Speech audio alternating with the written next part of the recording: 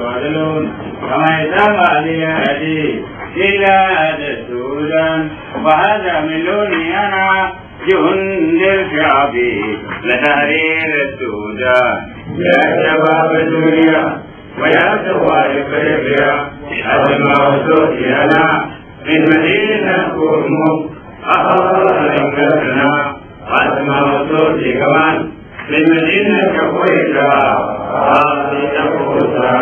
الذي بلد كثير الخيرات فيه كل ثروات الزراعيه والحيوانيه والمعادن فكيف أكون جعان وكيف أكون عريان وكيف أكون مرضان بدون دواء في بلدي الغنية يا شباب الدنيا ويا ثوار افريقيا اسمعوا صوتي انا من مدينة كرمك ارض انقذنا واسمعوا صوتي كمان من مدينة كويتا أرض تفوتا لولا خلفيات المستعمر ولا قال لي البرجوازي الحاكم في بلادي فكيف أكون عطشان وبلدي غزير الأمطار وكمان نهر النيل العظيم يشق من الجنوب إلى شمال بلادي يا شباب الدنيا ويا ثوار افريقيا اسمعوا صوتي انا من مدينة كرمك ارض انقذنا واسمعوا صوتي كمان من مدينة كويتا ارض تفوتا الاستعمار البغيض مع البصير تركني مكتف الايدي ومقفول الدماغ بدون تعليم ومفعول الدماغ بدون تفكير عشان ما أدري كيف أحرر وأطور بلدي يا شباب الدنيا ويا ثوار افريقيا اسمعوا صوتي انا من مدينة كرمك ارض انقذنا واسمعوا صوتي كمان من مدينة كويتا أرض تفوتا ولكن اليوم يا ناس الدنيا ويا ثوار افريقيا أنا غضبت خلاص وأنا رفعت سلاح وأنا بديت تحرير من جنوب بلادي إلى شمال بلادي ومن غرب بلادي إلى شرق بلادي وأنا ماشي قدام لأحرر كل شبر من أراضي بلدي يا شباب الدنيا ويا ثوار افريقيا اسمعوا صوتي انا من مدينة كرمك ارض انقذنا واسمعوا صوتي كمان من مدينة كويتا ارض تفوتا.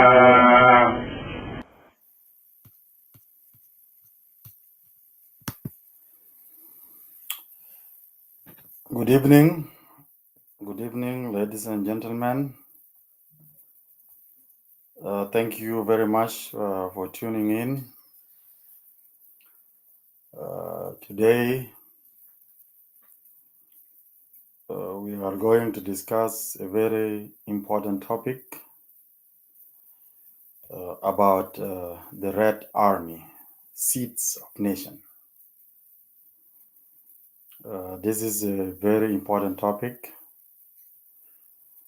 Kindly, if you are watching on Facebook, on YouTube, kindly share the video, share it on your Facebook, on YouTube, on Twitter, on TikTok, on Clubhouse.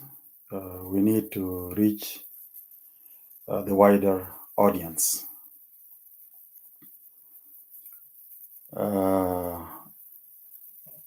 The topic about the Red Army is a very important topic, and there are few things that are happening lately on social media and across South Sudan. The first thing was that one of our singer, Panan Larson Ongogarang, who is also known as South Sudan Putin, released a song in which he mentioned a few things. One of the things Larson mentioned is that the resources we have in South Sudan, whether our oil, our agriculture, all the resources we have are enough for all of us as people of South Sudan. And really the problem is not the resources, it is the greed and corruption. This is one of thing he mentioned on that new album, which many South Sudanese agree with him. That greed and corruption is killing our country, it has drained our resources. That's why our country is broke today. But also, he mentioned another point in which he tried to compare the Red Army, that were in South Sudan, the one that stayed at home in South Sudan, and the Red Army that went to Ethiopia, to Bilfam and all these places. He basically was asking a question, which one has contributed more, or which one is better? In my own view, I believe the Red Army, the one that went all the way to Ethiopia to fight for liberation, to fight for justice and equality, and also the young one, the Red Army that stayed at home, that suffered with our people back in our villages, in our states. Both of them have contributed to the struggle and freedom.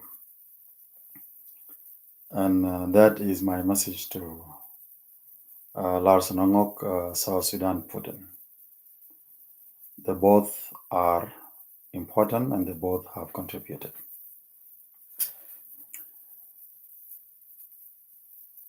On the other side, Molana Atanywegatany made remarks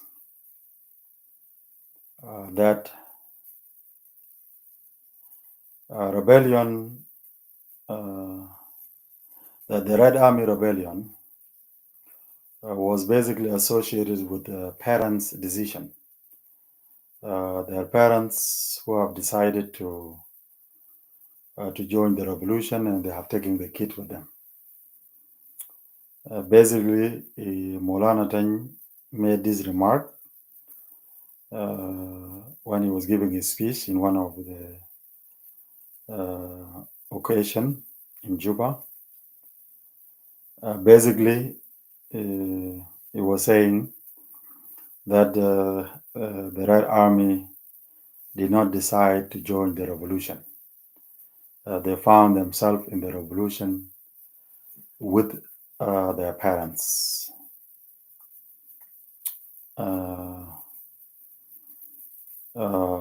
Later on, Molana Tany Wegatany made it clear that he wasn't talking about all the Red Army. He was basically addressing one member of the Red Army, a Pacific member that he was addressing, and that's it. That's what he meant.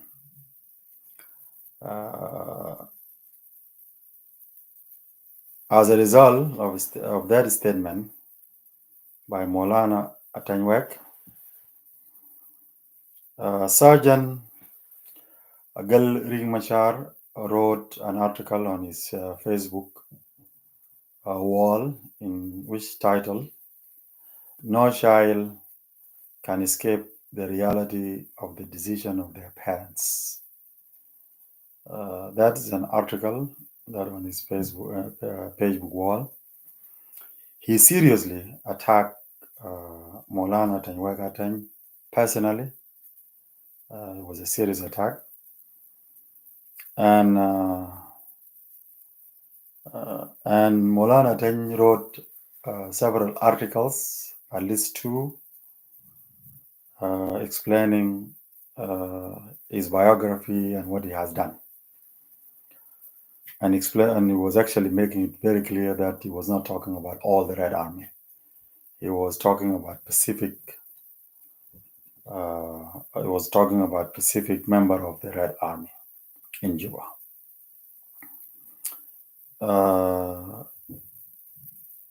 The way Sergeant Galring Machar attacked Molana Tany was not good, was personal, and honestly speaking, we cannot build a nation we continue to attack our personalities. Sergeant Galring Machar is one of a very intelligent young man who I believe he can even write a book detailing the role and the contribution of the Red Army. He doesn't have to attack Molana Atanyuega Atany personally. This was not a right thing to do because we will not be able to build a nation like that.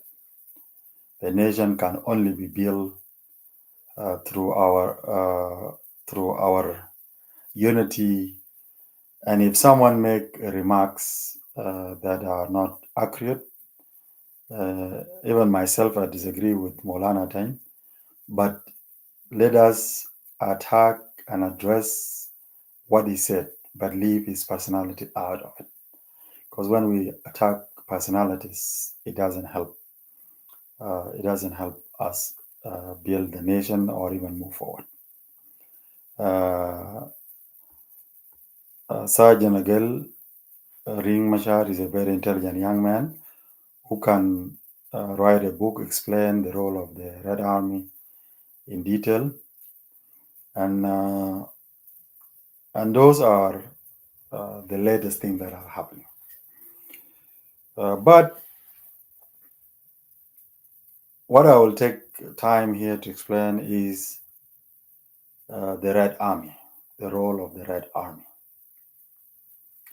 In 1983, the revolution was launched from Bor by Commander Gabino Kwanyin Bol, later on and joined by William Nwanbany and also Dr. John and our current president, Salva Kiir Mayardit. They established SPLM, SPLA. And in early 80s or mid 80s, young boys and girls joined the revolution. Boys and girls from my village, my age mates, my relatives, my brothers, my cousins walk for 3 months all the way from a will. Some walk from Raja, some walk across Bahar Ghazal for 3 months. They walk on foot all the way to Bilfa to join the revolution. Some of them walk from other part of Sudan by then.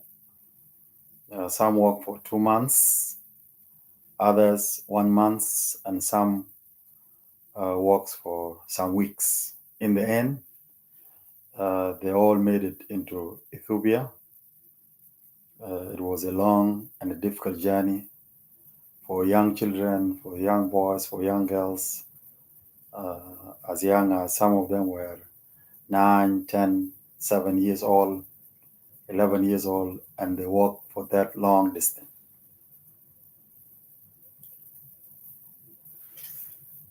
At that very young age, they went through a lot.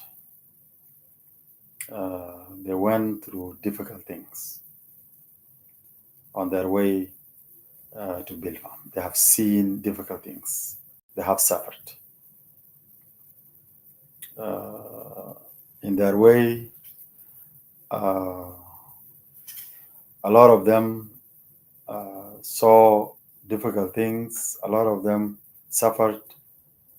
They walk long distance for that young age. They have seen dead bodies at young age. They bury their own colleagues at that young age. They ate everything in the road. Normally, walking all the way from Bahar Ghazal or from other part of Sudan all the way to Ethiopia is not easy. They run out of food and they become hungry. They ate almost anything and everything on the way, including leather of animals. Many of these young people died because of diseases and hunger. All this happened to them, and they continue to struggle, and some of them made it to Bilfam. In 1991, when Dr. Riek Machar announced Nasser declaration, and during the division and also the Mengistu regime was removed from Ethiopia, and also the coming of National Congress, National Islamic Front, NIF, into powers in Khartoum. That resulted into a serious suffering for for the all members of the SPLM, SPLA, and especially the young men, the young boys and girls, the Red Army. So some of them that were old enough were taken to a training camp that was managed by Commander Dr. Majagdi Agot, and he trained them. Those young people were trained very well, and they joined the battlefields. According to what I heard from credible source, almost those young people were killed. That is a huge contribution by the Red Army. Also, some of them were trained as a Koryom 2, and they were commanded by our current president, General Salva Kiir Mayardit himself. And those young officers and soldiers contributed to defending huge territory in South Sudan, and even captured some cities. The rest of this Red Army left Ethiopia, walked all the way back to Sudan through a lot of difficulties in Gelo, in Fashala, in other places. Things were very difficult. Sometimes, actually, things were very, very difficult for them. At night, they sleep on grass, and that grass, water go through it, and basically they sleep over water, and they were suffering. And when the Sudanese captured the border areas along Fashala and other places, More than 200 were captured by Sudanese army, and some of them were killed. All these are the contribution made by the Red Army. In 1993, after they made it to Ethiopia, to Kakuma in 1991, and they became refugees in the refugee camp in Kakuma. SPLM officers, senior commanders continued to visit them and mobilize them. For example, General Kwal Manyang and General Daniel Hawera Kot went there, mobilized the Red Army, and some of them decided to go with them back to South Sudan and join the army again, rejoin the army, and they fought. They were commanded by General Leo Ayan Aleu, and they fought serious battles in which over 1,000 of them were killed. Red Army in Dima were seriously mistreated and fought a lot of battles in Equatorial area. They were all fighting all the time in those areas. They did not even get proper education.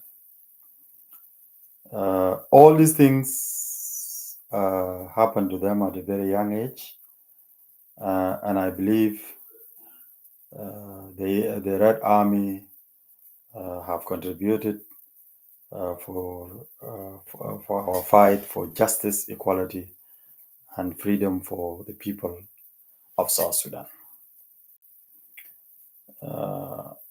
Now, the Red Army, which is the seed of nation, that came to the U.S. Over 4,000 Red Army who came to the U.S.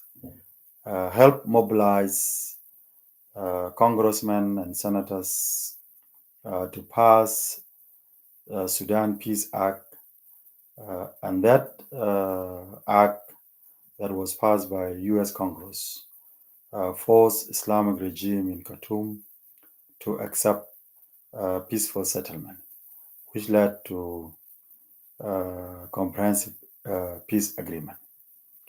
So that is also, it is believed that the role of the Red Army and other South Sudanese who are in the U.S. have contributed in a big way, and that's how Sudan Peace Act was passed.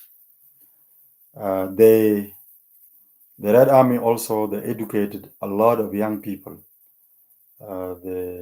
After they came here to the U.S., they brought young boys and young girls from South Sudan, put them through schools in Kenya and Uganda and in Khartoum. Many of these young girls and young boys are working right now in South Sudan, in the government of South Sudan, with the regional and international organization. That is also another contribution by the Red Army. They are also, they have continued to support their families and friends who are struggling right now in South Sudan. That is another role played by the Red Army, the seed of the nation. So Red Army, in short, let me summarize. The Red Army have contributed in a huge way for the independence of the Republic of South Sudan. On July 9, 2011, South Sudan became independent, and we all remember our excitement our jubilation that day. We all cried, we all witnessed an independence of our country. And that is a great achievement by the Red Army, and also it was a great achievement of the SPLM, SPLA, other South Sudanese, and other marginalized, others from the marginalized area from the Nuba Mountain and Blue Nile and other part of Sudan. That's how we got our independence. Now, our country, the Republic of South Sudan, is facing imminent collapse and total disintegration. This is what is happening now because of the leadership failure and power struggle. And because of that, we are in a situation that we may have a country or we may not have a country. And because of that, silence is no longer an option, especially for the seat of the nation. You guys were named by Dr. John Garang as seats of nation. And at this juncture where our country is facing imminent collapse and total disintegration, silence is no longer an option. And when I say silence is no longer an option, I don't really mean you to join the opposition, in which I am part of. That's not necessarily. But if you decide to join it, you are also welcome. But there are a lot you can do. The first thing that you can do, if you are still in the SPLM, you can mobilize the party, your party members, to mobilize them to make sure that the vision and the mission of the SPLM is implemented. Because that vision and that mission is what can rescue our country. If you are in the SPLA, please, you can also bring a change from there by engaging your colleagues, your comrades, the other Red Army. You mobilize them and you can bring a change within the SPLA. If you are a member of a civil society that is also working to bring a change to our people, you can also bring a change from there, and you can rescue our country from there. If you are a religious leader, you can work for change from there. As a church leader, you can mobilize and educate your congregation, and the change can come from there. So, as if you are a Red Army who is a religious leader, definitely you can bring a change from there. If you are in the US, you don't have to go to South Sudan. You can bring change from there.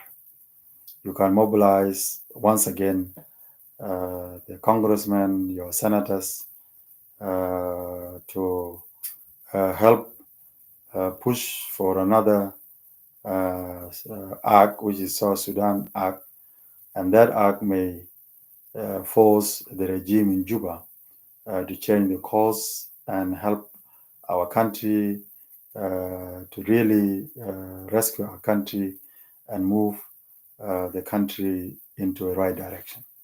And this is something that you, the Red Army, you can do, the one who lives in the US.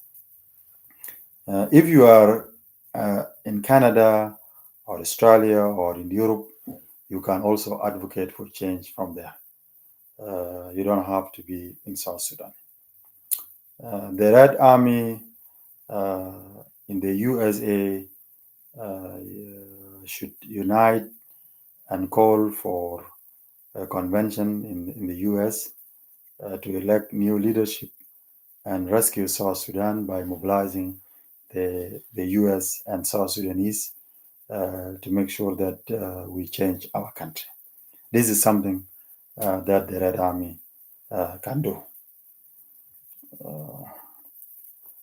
You can also, as a Red Army, you can also talk to your colleagues who are senior government officials who are working in the government of South Sudan to persuade them to exactly do what you guys at young age were trained, were advised, were mobilized to make sure that you guys are seed of nation. You need to remind your brothers and sisters who are senior government official now in South Sudan. As you can see, there are a lot that you could do. Also, some of you can join the opposition groups that are fighting for change.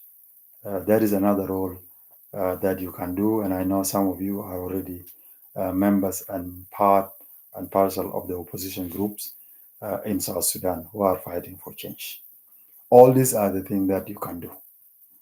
And honestly speaking, please choose whatever you feel comfortable doing, but silence is not an option. Silence is no longer an option. My questions to you, to the Red Army or the Seed of Nation, and this is where I will end with this question, is: are you going to allow the country you lost, your family members, the country you fought for, the country that you have lost your wealth, the country that you have lost your colleagues, and you also nearly died. All these things you have done for South Sudan. Are you going to allow this country to collapse and disintegrate? This is the question that I would like you guys to answer.